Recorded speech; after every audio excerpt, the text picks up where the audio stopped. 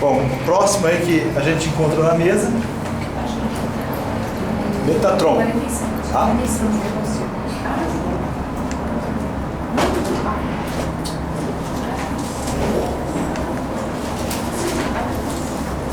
Na mesa nós temos dois Metatrons. Nós temos o Metatron, tá?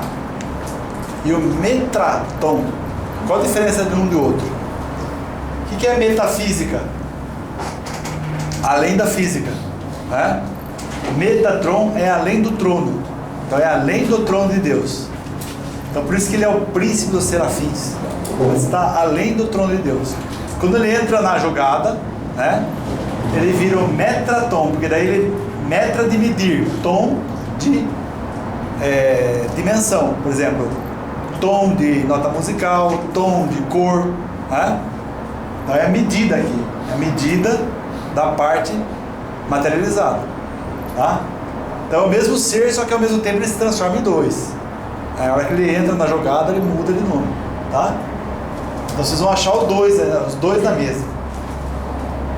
Metatron está aqui, e aqui embaixo vocês vão ver que ele está aqui, ó, Metraton, na linha de Júpiter, que é o primeiro raio aqui, ó. Escrito Deus, Cristo, Adão, Cadimon, Ein Sof, Serafins, Metraton. Lá em cima, Metatron. Tá?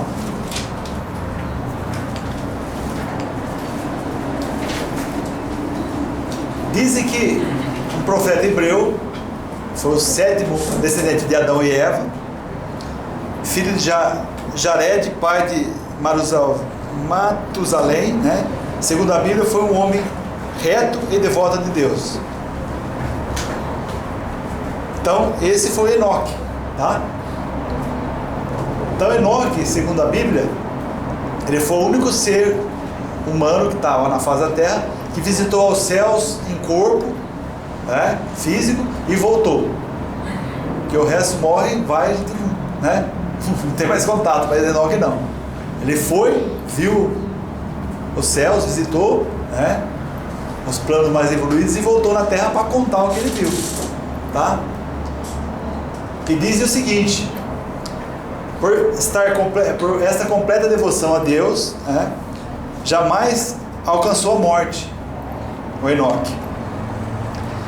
Então, na idade de 365 anos, você pode ver que na Bíblia o pessoal durava mais do que dura hoje, né? Então, durava 500 anos, 365 e tal.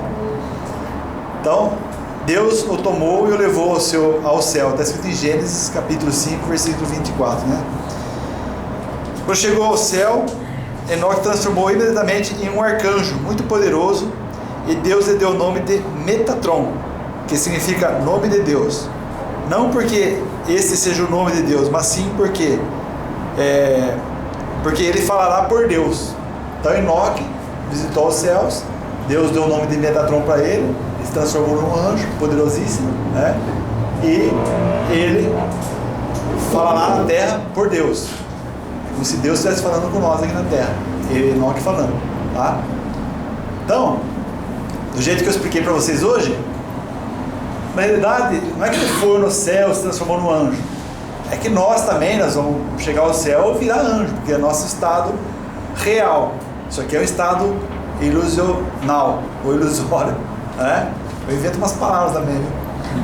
Então, quem já assistiu Matrix já tem mais ou menos noção do que eu estou falando. Então, isso aqui tudo é uma ilusão, a realidade é aquilo, a vida real, né? Então Enoque foi lá e se viu que ele era, na realidade, né, conforme os 7 raios foram fazendo, ele era exatamente uma expressão de Metatron, né? Chegou lá e viu quem ele era, voltou para aqui e começou a falar em nome de Deus, tá? Falará por Deus.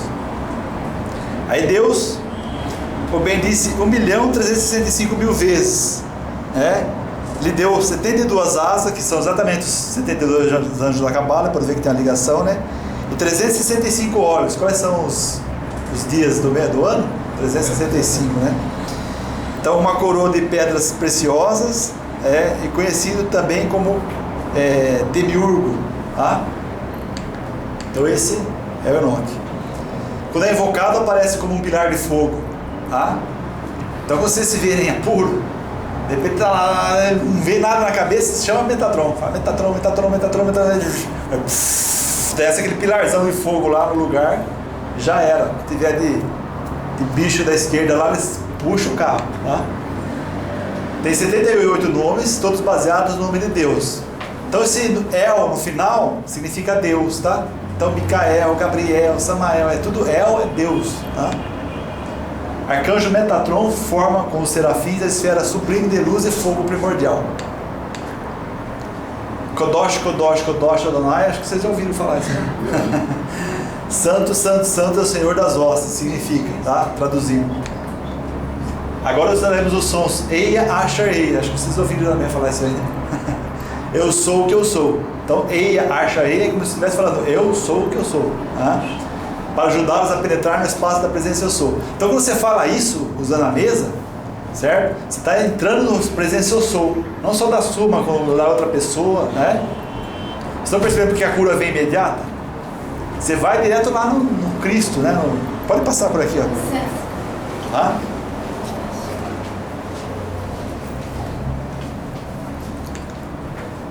Primeiro vocês unirão suas próprias energias com a sua presença eu sou, tá?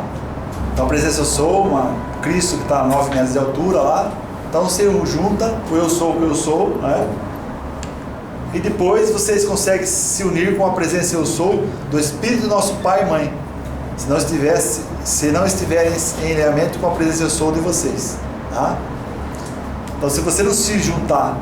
Então Cristo não falou assim em João capítulo não sei o que, versículo não sei o que, ele falou assim: ninguém vem ao Pai se não passar por mim. Então você tem que se juntar ao seu Cristo, tá? Aí chegar ao Pai, que é a primeira pessoa, né?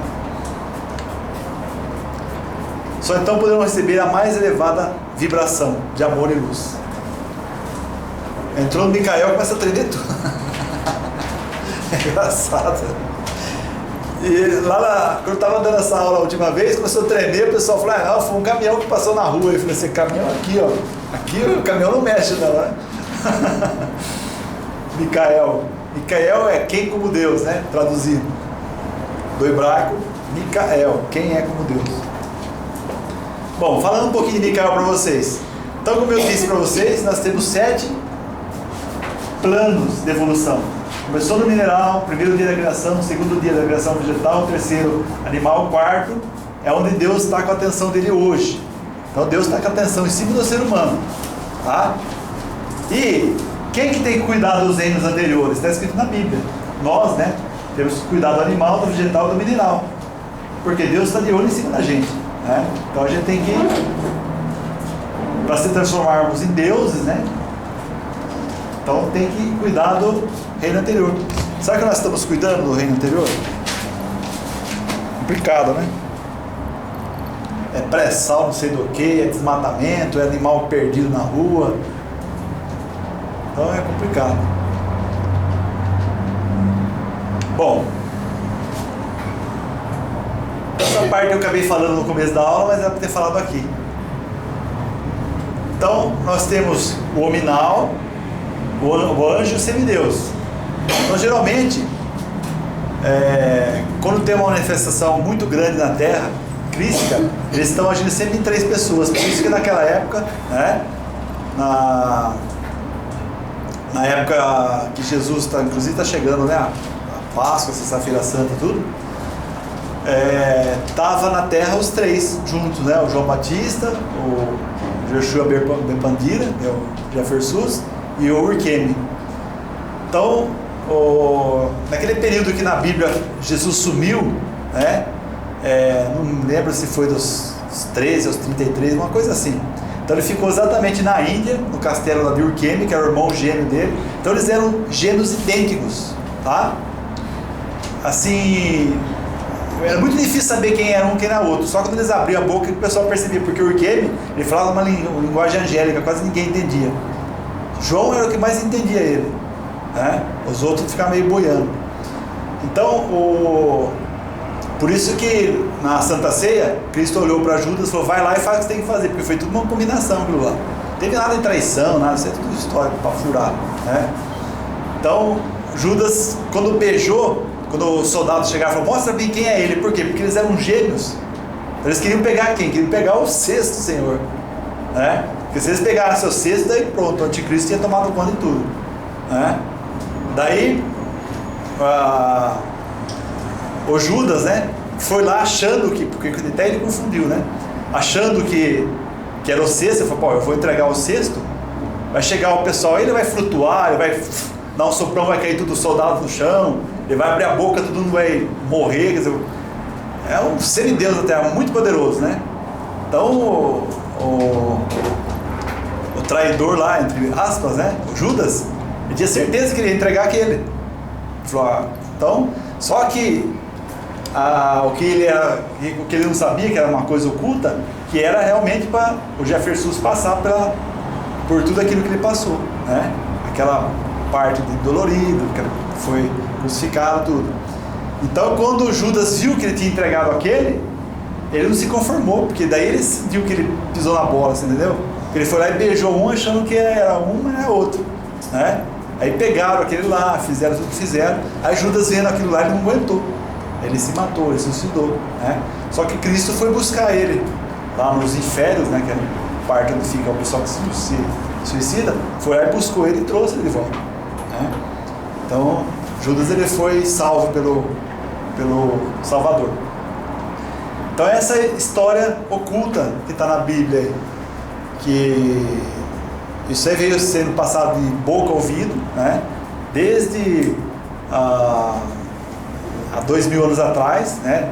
De mestre para discípulo, de discípulo para apostolado, e foi indo até chegar em vocês a história verdadeira e real, né? E quem na realidade guarda essas histórias são os essênios. Então quando eu tive lá, quando eu fui lá para aquele lado, eu fui no Egito, fui em Israel, tudo, eu fui visitar lá onde tinha os manuscritos do Mar Morto lá, tinha os buraquinhos onde acharam lá os manuscritos dos essênios, tudo, né? Então, eu vi a Bíblia assim, estava dentro de um vidro, a Bíblia assim original mesmo, estava em aramaico, tudo escrito assim, tudo meio assim ainda desfazendo, sabe? Então, foi exatamente a história que é oculta, que está na Bíblia, né? Então, há o Micael Urqueme, que é o iniciador, tá? Jesus, o Jefferson e João Batista, são os três, que o Deus é trino em manifestação, né?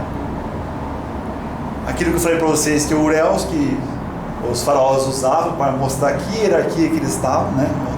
Onde as pessoas se situarem perante eles, né? E aí o anjo entrava e o anjo saía, tá? Da pessoa de Jefferson. Então, quando ele se transfigurava, por quê? Porque o anjo entrava nele, né? Tomava totalmente o corpo físico dele, então virava pura luz, né? Transfigurava. Aí eles faziam os milagres, andavam sobre as águas, tal, passava a parede e etc, né? Porque no semideus, terceira aqui, Jesus quinta, João Batista quarta, né? O anjo sai, o anjo volta na transfiguração.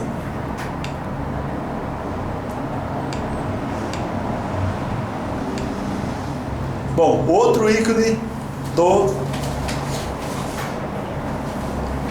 da mesa psicotrônica é a própria mesa psicotrônica de Horus, que leva o nome dele. Horus também ele é tipo de um vingador, que conta a história que Ísis, Osíris, né, o Deus Pai e Deus Mãe, né, fizeram que nascesse Horus, que era o filho fazendo a parte da Trindade, né?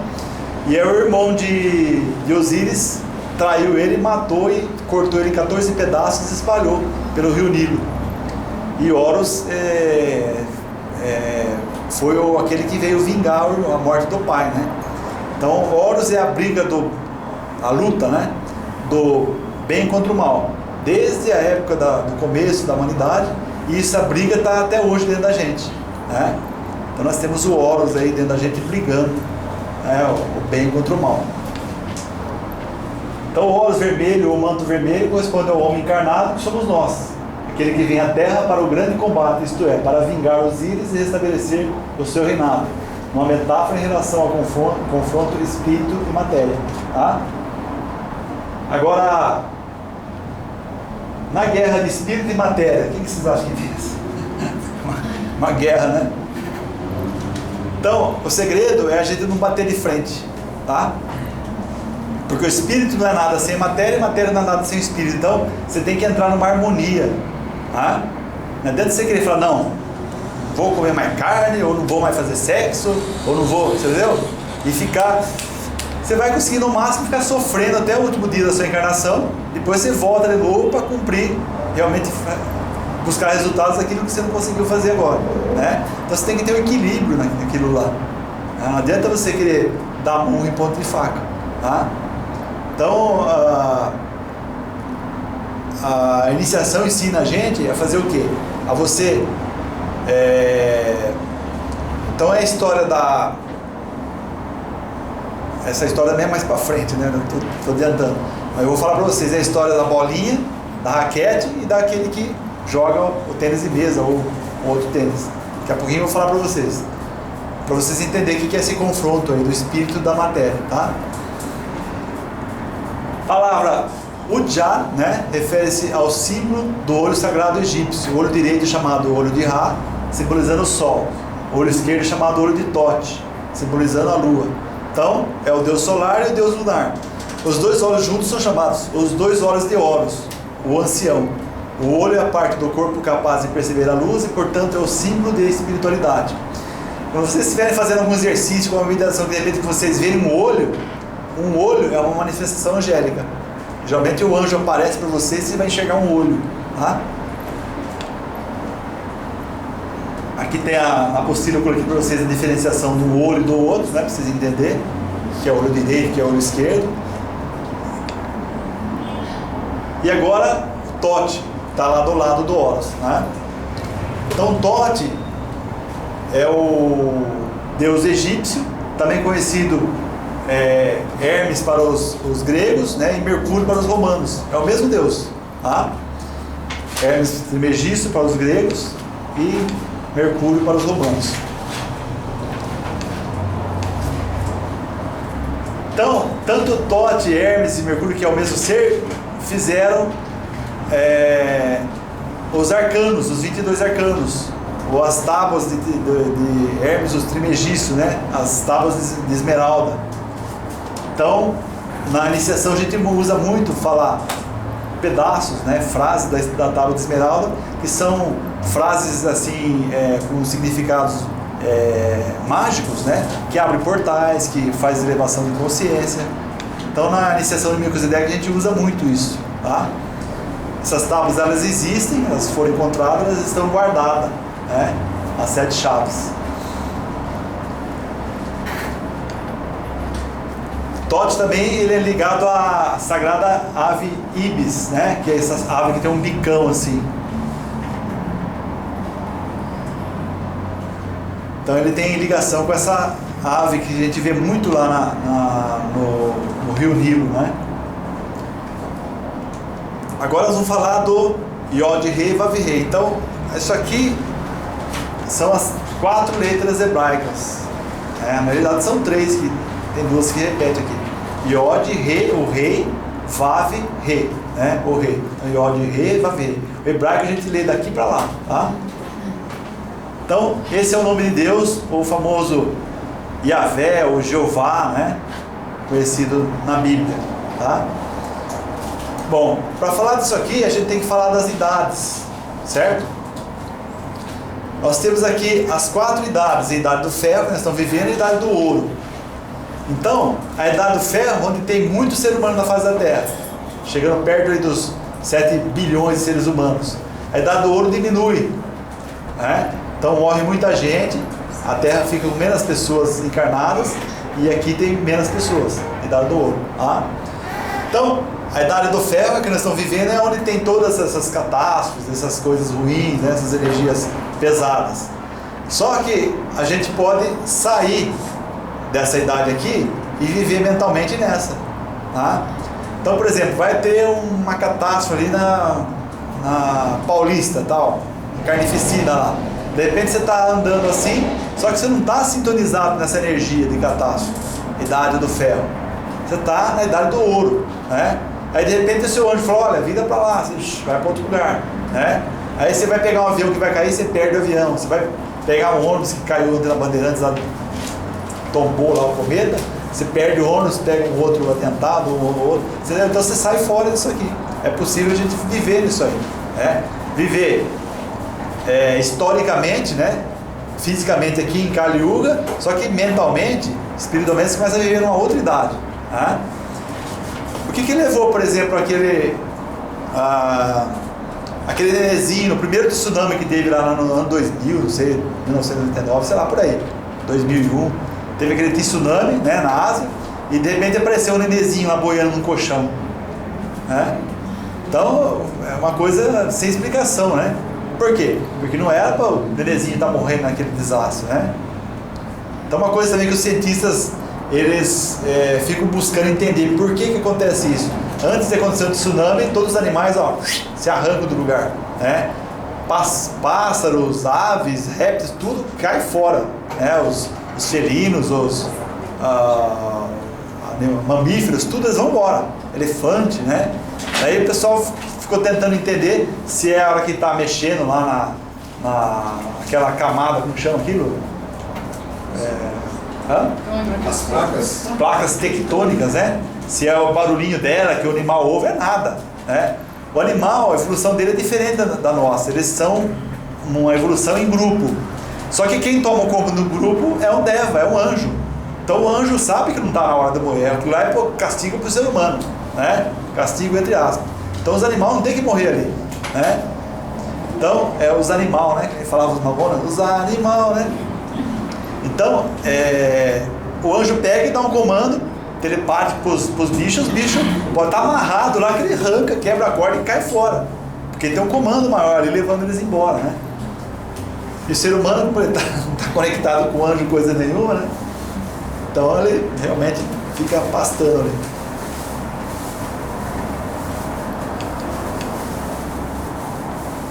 Quando o zodíaco espiritual dá 432 mil anos, né, que ele vira, né, a Terra dá 32 voltas, certo? Aí temos a idade do bronze, aí mais 16 voltas, que dá mais 48. A idade de prata, mais 64 voltas, né, mais 16 anterior, da idade do ouro. Então vocês podem ver que tem um número em comum aí, né, que é o 16. Então você vai somando 16, 16, 16. Por que será que é 16?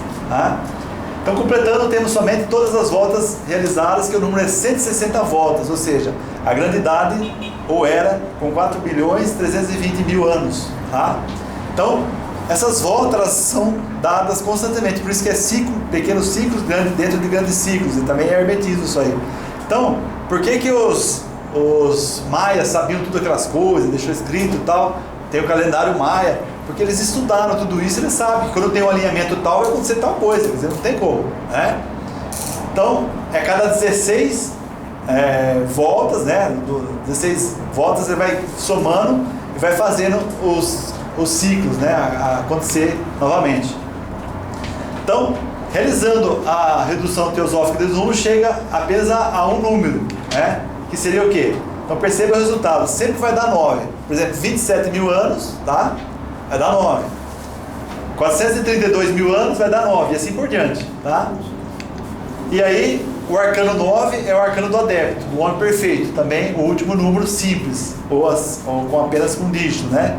Da corrente. Numerologicamente, 10 é igual a 1, né? Porque 1 mais 0 retorna a 1. Então essa é uma das chaves para que sejam compreendidas as 50 portas de Binah da Cabala, tá? São esses ciclos aqui, são pequenos ciclos dentro de grandes ciclos, tá? Bom, o nome sagrado de Deus, que é o tetragrama, tá? Ele está ligado à gematria, que se reduz ao 26. Por quê? O tetragrama é Iod vale 10, H vale 5, né? Re vale 5, Iod Re, Vav vale 6 e o H vale 5 de novo, né? Então Iod Re, Vav Re. Então você soma 10 mais 5 mais 6 mais 5, vai chegar no 26, né? Vou mostrar para vocês aqui na flor da vida que está na mesa que vocês têm na mão aí, na mesa da psicotrônica. Então essa flor da vida que está aí, elas são 3 hologramas, né? Chamado de flor da vida. Eu vou explicar direitinho, entrar dentro da flor da vida, mas para explicar isso aqui, eu vou só dar uma passadinha rápida nela, tá?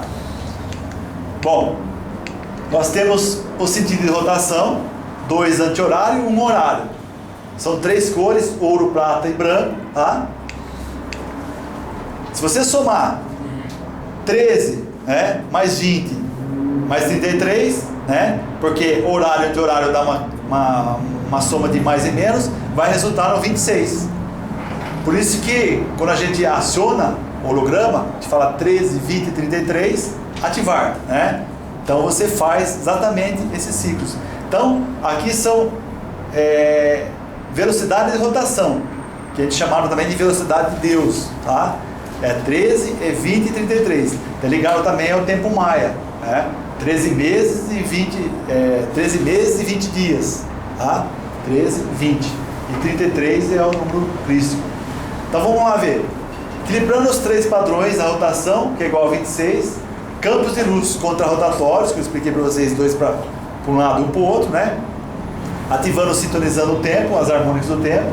Aí os seus giros são opostos, as suas harmônicas se equilibram assim, 13 menos 20 mais 33, vai dar o 26. Então, o veículo de luz multidimensional é propelido pelo amor de Deus através da linguagem da luz, chamamos isso de velocidade de Deus. Então quando você ativa uma Merkabah, você ativa essa velocidade, que é chamada de velocidade de Deus. Então você faz com que seu corpo entre nessa sintonia, tá? Que é a velocidade de Deus.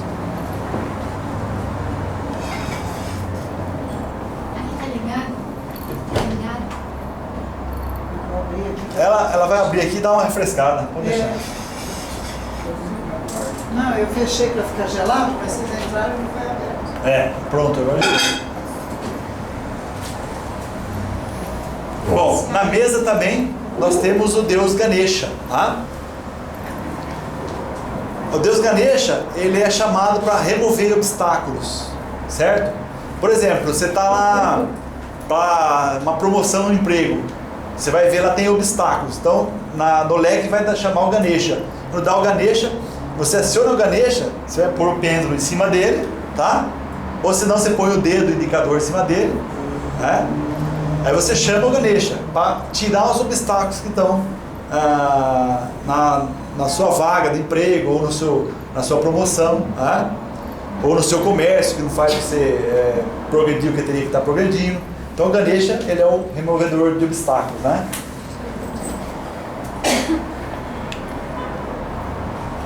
Mago Merlin, que é o próprio Saint Germain, né? Ele vai fazer o que na mesa para você? Ele vai fazer o uso da chama violeta, que é a chama purificadora de karma, né? Então o pessoal andou descobrindo aí ultimamente, né, as últimas trombetas que tocaram aí pela internet, que na hora que você joga um sal grosso, né, a gente joga do pescoço para baixo, não pode pôr na coroa, né? Então a gente joga um sal grosso no corpo, é como se você estivesse usando a chama violeta.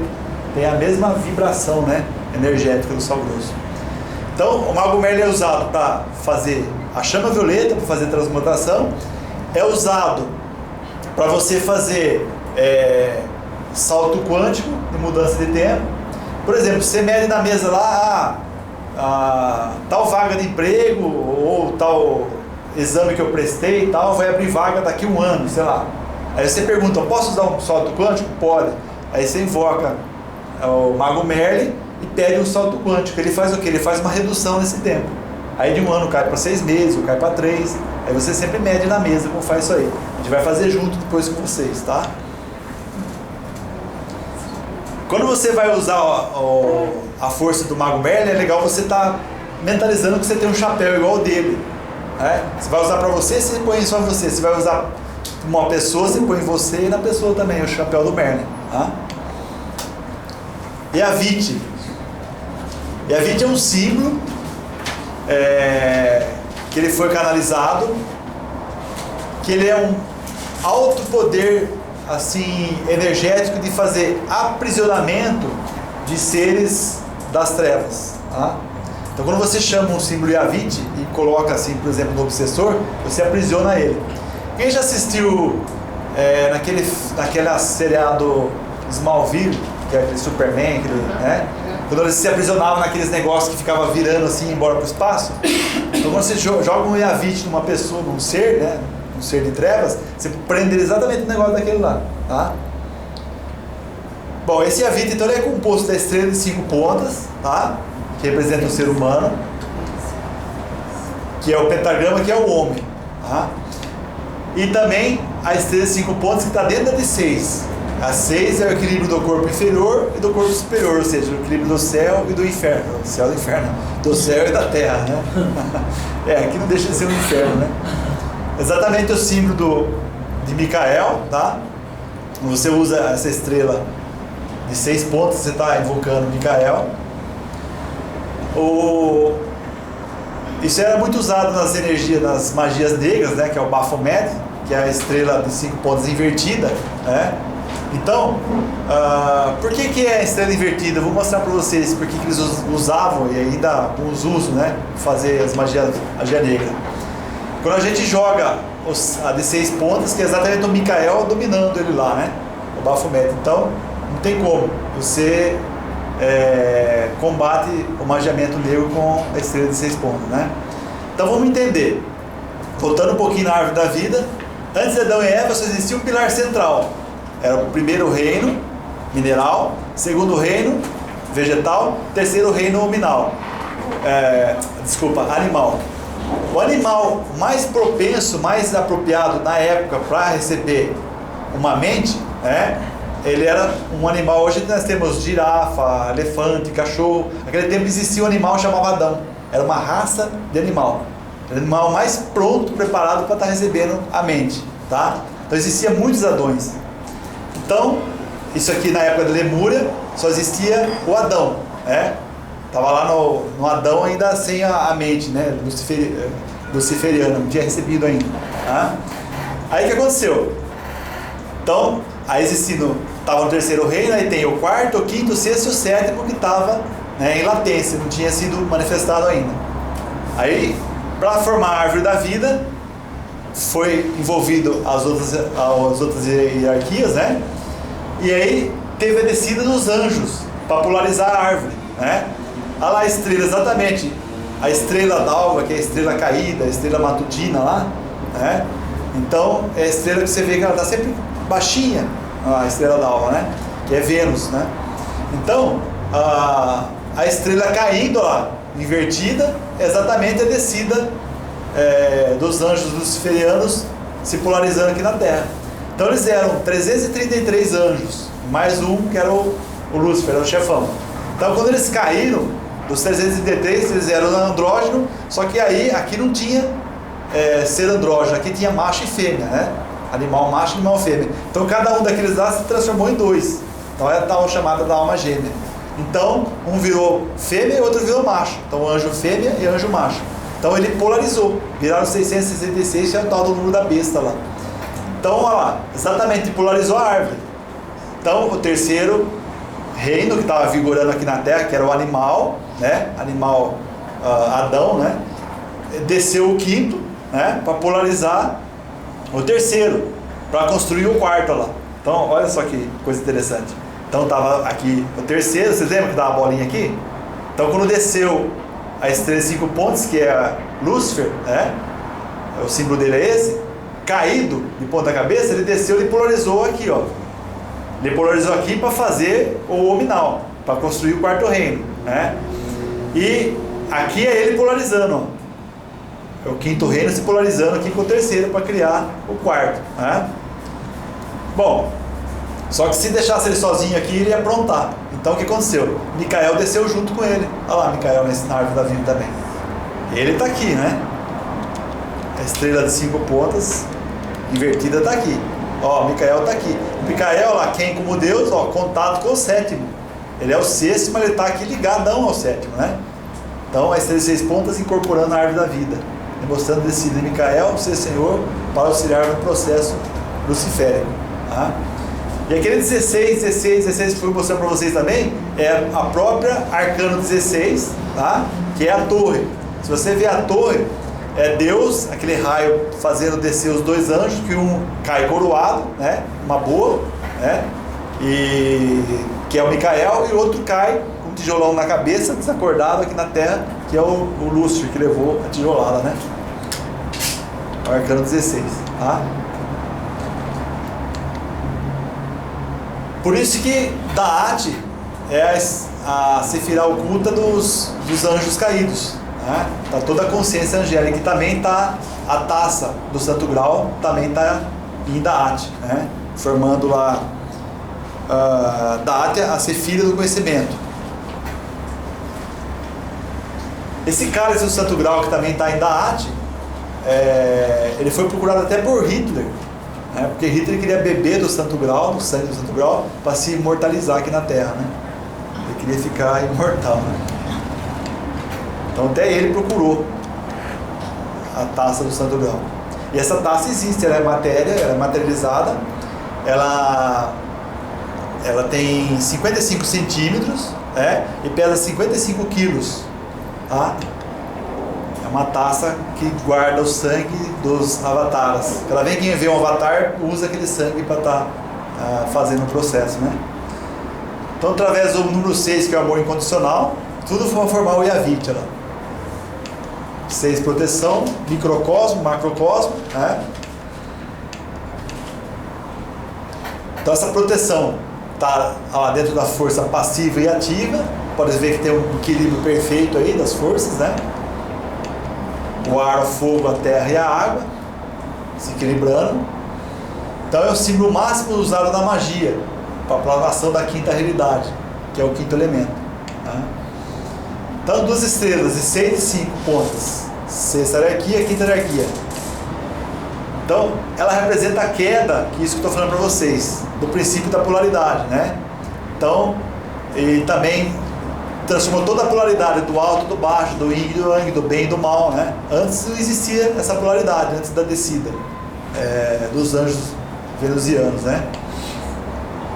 Então podemos afirmar então que esses 2 anjos, que é o quinto senhor e o sexto, estão totalmente envolvidos no processo, são as 2 faces do grande arquiteto, né? Envolvido no processo da evolução humana, né? Bom, então o hexagrama conhecido como selo de Salomão está o pentagrama, conhecido como tetragramaton, no seu interior. Então representando essa potencialização da sexta e da quinta, tá? Então foi empregado esse símbolo, que é chamado Yavit, pelo Yahvé, ou Jeová, ou Javé, né? Os seus combates contra o Senhor Negro, Moloque ou Satã, que afrontaram sua presença na Terra quando ele veio ajudar no processo de ativação celular e melhoria genética da humanidade aqui presente. Então o que acontece? Se olhar a Terra, então veio uma turminha para cá, foi lá a história lá dos exilados da capela tal. Então veio lá os deuses, trouxeram a turminha aqui. Aí funcionou, aí outros que estavam viajando pela galáxia falaram, lá tem um planeta Terra, vamos levar a nossa turminha lá. Quer dizer, essa turminha que foi expurgada, né? Ela foi expurgada por quê? Porque o planeta atingiu um nível de evolução que se a turminha ficasse lá, ela ia simplesmente implodir, não ia aguentar as partículas atômicas dessa turminha. Então fizeram a Terra, um planeta de uma densidade assim, no nível menos denso, né? Ou seja, mais denso, menos sutil, para poder abrigar essa turma. Aí fizeram todos os Adão, lá deu certo, lá o robozinho, tal, que se transformou no que nós somos hoje, né? Só que aí, como a Terra é enorme, né? Então tinha o povinho lá. Aí de outros planetas estavam falando, vamos lá levar nossa turminha lá. Aí puseram uma outra turminha aqui, depois uma outra turminha aqui, outra turminha aqui. Então, aí os judeus, que são a turma do Yahvé, né?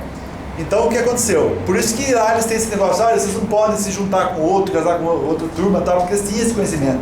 Que eles querem ficar aquela raça deles pura, né? E então Jeová, que era um comandante interestelar, chegou aqui, né, para fazer uma mudança, aceleração genética no povo dele, que era o povo de Israel, né? Aí Satã falou, o que você veio fazer aqui, meu? Estou numa boa aqui, gozando com essa turma, aproveitando deles, tal, fazendo eles bater a cabeça, sofrer, né? Você vai vir aqui acabar com o meu circo, né? Eu não vou deixar não. Aí quando ele falou não vou deixar não, o Yahvé na hora já soltou um Yavit e aprisionou ele. Ele falou, enquanto eu estiver trabalhando com a minha turma aí, você fica na sua aí, fica quieto, né? Então essa é a história do Yahvé, né? O comandante de Jeová. Ele é chamado também de Toranque, né? Proveniente do sistema estelar de Danúbio, dentro das Pleiades, é próximo à órbita da estrela Alcione, que é a estrela mais brilhante das Pleiades. Então, na Bíblia tem muitos relatos de deuses andando aqui, fazendo as coisas, que foi traduzido na hora por Deus, né? Trocaram, em vez de Elohá, que é Deus, que aparece muito pouco na Bíblia, a palavra Elohá, parece mais Elohim, na tradução puseram Elohim tudo como Deus, e não é, né? Eram deuses, tá? Então são essas 4 realidades aí que formam o quinto elemento, tá? Outro ícone é a chama trina. A chama trina é uma chama que nós temos no coração, que geralmente ela mede alguns milímetros, tá? Quando a gente ativa ela fica até com 9 metros de altura. Então um exercício que a gente ensina até na mesa da tela azul, né? Ver quanto que está medindo minha chama trina, está com tantos milímetros. Você dá uma ativada, ela cresce, ela vai crescendo, né? Então por que é importante a gente ativar a chama trina? Porque exatamente é a chama crística em nosso coração. Ali nós temos 3 pétalas, a azul, que é do poder, da vontade de Deus, a rosa, que é do amor de Deus, né? E o amarelo, da sabedoria de Deus. Então é para que a gente aprenda a usar o quê? O poder e o amor com sabedoria, tá? Se você usar só poder, sem sabedoria e sem amor, você vai dissecar as pessoas com o seu poder. Se você usar só o amor, sem a sabedoria, você vai cometer asneiras por amor, né? Então, é um perfeito equilíbrio que a gente tem que buscar na chama crística que está aí no nosso coração, tá? Vesica Pix, Merkabah e Flor da Vida. Bom, aí nós temos que começar falando para vocês de olho da vida, semente da vida e ovo da vida, né? Criando uma consciência de união, para vocês entenderem o que é isso, tá? Então, nós vamos começar na criação, mistério da criação, que é a gênese de todas as formas. De cima para baixo, da esquerda para a direita. Então é assim, ó. De cima para baixo, da esquerda para a direita, né? Semente da vida, com 7. Cubo, que é o ovo da vida. Cubo de Metatron, né? 7 círculos e flor da vida. Tá? Agora vamos passar um por um para vocês entenderem o que é cada coisa disso aqui. Então, como que o Criador, o Ein Sof Yor, começa a fazer a criação? Então ele é o Uno. Então ele está lá numa boa tal, fala, bom, vou começar a criar. Então a primeira coisa que ele faz, né? Ele pega o Uno, se polariza. Então ele faz a dualidade que está em todo o universo, que é o Yin e o Yang. Tá? Então ele se polarizou, fez a dualidade.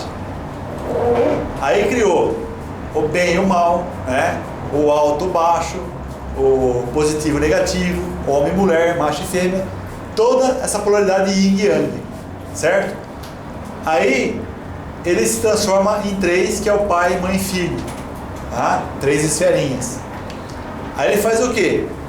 Ele faz uma manifestação quaternária, que é para poder dar suporte ao plano quaternário, que é a Terra, né? 4 esferinhas. Aí ele se transforma em 5 esferinhas, que dá o 5º elemento, que é o anjo dentro de cada um, que é onde a gente tem que chegar. Aí ele se transforma em 6 esferas, que é para gerar uma harmonia para nós, né? Para a gente chegar no 5º elemento dentro de uma harmonia, tá? E aí ele se transforma em 7 esferinhas, né? Que é exatamente a semente da vida. Lembra que eu falei para vocês no começo da aula que de 7 gera tudo? Então 7 é a semente da vida. Então tá toda a história aí da criação, para vocês entenderem como que é o processo, né? Então essa aí é a semente da vida que vocês ativam aí através da flor da vida. Então o ovo da vida, cubo metatônico, né? 7 círculos, que é a flor da vida. Pode ver que quando você quando você desenha 7 círculos, ele forma uma flor, ó. 1, 2, 3, 4, 5, 6 e 7, ó. Forma uma flor, não forma? Então, aí, essa flor da vida é o mistério da Merkabah, que a gente ativa agora também através da mesa psicotrônica de Horus, tá? Então vamos falar um pouquinho da Vesica Pix, que é exatamente a hora que começa o processo da criação, lá do Uno virando né, fazendo a dualidade. Então, o olho de Deus, que é as 3 raízes sagradas, junto ao olho do vórtice. Está ali, ó. Então, o que é isso? A Vexa Pix, que é o olho de Deus, é composto de 3 raízes sagradas, junto ao olho do vórtice. Então, quem que descobriu isso aí? Foi Pitágoras, tá? Então, Pitágoras descobriu que 3 raízes quadradas, que é do número 2, 3 e 5, são propriedades fundamentais e que está presente em toda a criação de todas as formas materiais, tá? Então, essas 3 raízes quadradas são encontradas na Vexa Pix, tá? Então, na mesa psicotrônica de Horus tem a Vexa Pix. Então, tem a semente da vida, o ovo da vida, né, de toda a criação, certo? Agora, esse Pitágoras, ele descobriu que tudo é criado através dessas 3 raízes quadradas, né? Que é exatamente essa forma aí, ó. Né? Então, foi o que Pitágoras descobriu. Então, tá aí todo o processo lá, formando as raízes quadradas. Quando você faz uma ativação do ovo da vida, você faz uma ativação assim na pessoa. Então você pode fazer em você, pode fazer assim na pessoa, tá? Bom, aí chegamos no tal do Fibonacci, que eu não sei por que o pessoal deu o crédito para ele, disso aqui, né? Que isso aqui está dentro daquilo lá que Pitágoras descobriu, que é o número áureo, né? Ou o número chamado de Fibonacci. Então aqui é o 0 ou 1, né? Aí você pega 1, soma mais 1 dá 2, soma 2 mais 1 dá 3, 3 mais 2 dá 5, 5 mais 3 dá 8, 8 mais 5 dá 13, isso até o infinito. Então, o que é essa fórmula aqui? É a fórmula de tudo que é construído no universo, olha lá. Né? Desde o caramujinho, tá? Até, olha lá, essa fórmula aqui. A placa indiana está dentro dessa fórmula aí, né? O número áureo. Os templos maçônicos, né? Os templos da Grécia, toda essa fórmula aí, ele não foge desse padrão, tá? Que é 1 mais 1 que forma 2, que 2 mais 1 forma 3, lá 3 mais 2 forma 5, 5 mais 3 forma 8 e vai indo, ó, tá? 13 e assim por diante, tá? Então essa sequência Fibonacci, né? Ela está dentro de tudo. No nosso corpo, então, tudo existe essa frequência do Fibonacci, que eu chamo também da frequência do matemático, né? Então, a árvore, se você for olhar uma árvore, ela começa sempre nessa sequência, 1, né? 2, 3, 5, 8, na quantidade de galhos. Então tem as sementes de girassóis. Então, o próprio universo, as galáxias têm esse formato, né? Da criação humana. Então, quando você está mexendo com a mesa psicotrônica, você está fazendo o quê? Está fazendo as coisas que estão meio disforme, meio saindo fora do equilíbrio, você faz entrar dentro de novo da uniformidade do Criador, né? Então, vou colocar um videozinho rapidinho para vocês verem aqui, que eu acho bacana vocês estarem entendendo como que o Criador trabalha, né?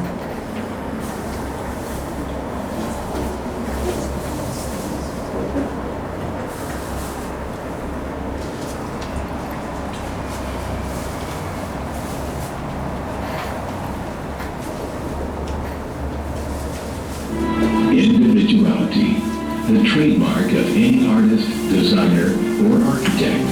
Each desires a uniqueness to their creation, a quality that separates it from any other. Man naturally has this individuality, his fingerprint. There are 6.5 billion people on the face of the earth, and no two fingerprints are the same. Everything we touch or make contact with is branded with a small expressed image revealing to all who see it who was there. Around 1200 AD, a man named Leonard Pisano, better known as Fibonacci, discovered a sequence of numbers that created a very interesting pattern. The sequence begins with the numbers 1, 1, 2, 3, 5, 8, 13, 21, 34, and continues indefinitely. Each number is obtained by adding the last two digits together. A rectangle with a length and width of any two of the numbers of this sequence forms what is known as the golden rectangle, a perfect rectangle.